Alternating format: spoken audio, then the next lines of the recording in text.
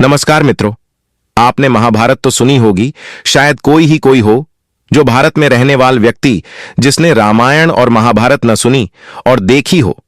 तो चलो दोस्तों, आपका ज्यादा समय न लेते हुए वीडियो को शुरू करता हूं।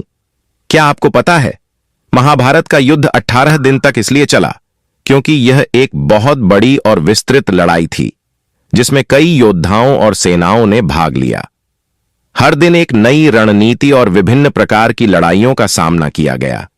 इस युद्ध में एक दिन का समय केवल युद्ध में ही नहीं बल्कि योजनाओं और रणनीतियों को बनाने में भी बिताया गया। युद्ध के विभिन्न चरणों में विभिन्न योद्धाओं के बीच की व्यक्तिगत लड़ाइयों और चुनौतियों ने भी इसका समय बढ़ा दिया। इसके अलावा महाभारत का उद्देश्य केवल शारीरिक युद्ध नहीं था बल्कि यह धर्म, कर्तव्य और नैतिकता के विभिन्न पहलुओं पर भी केंद्रित था। प्रत्येक दिन की लड़ाई ने इन गहरे और जटिल विषयों को भी स्पष्ट किया। इस महायुद्ध के 18 दिन न केवल लड़ाई का समय था बल्कि एक विशाल और गहन कथा का हिस्सा भी था जो आज भी हमें जीवन के विभिन्न पहलुओं के बारे में सिखाता है। महाभारत की सबसे प्रमुख घटनाओं में से एक है अभिमन्यु का चक्रव्यूह में प्रवेश। युवावस्था में ही अभिमन्यु ने योद्धा के रूप में अपना पराक्रम दिखाया।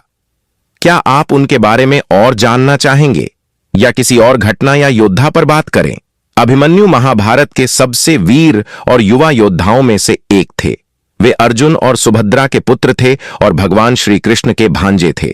उनकी वीरता और साहस का एक प्रमुख उदाहरण उनकी चक्रव्यूह में मृत्यु है।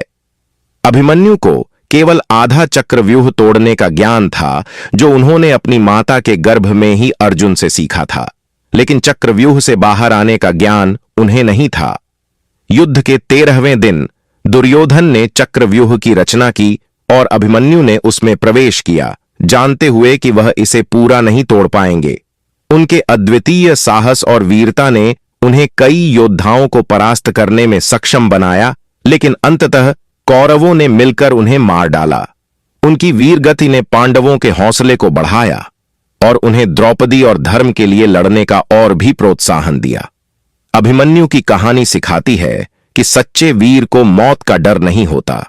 उनका साहस और बलिदान हमें हमेशा प्रेरित करता रहेगा। महाभारत के युद्ध के बाद बहुत कम लोग जीवित बचे थे। पांडवों की ओर से 5 पांडव युधिष्ठिर, भीम, अर्जुन, नकुल और सहदेव जिंदा रहे। साथ ही श्री कृष्ण, सात्यकी और कृपाचार्य भी युद्ध के बाद जीवित थे। कौरवों की ओर से अश्वत्थामा, कृपाचार्य और कृतवर्मा जीवित बचे थे।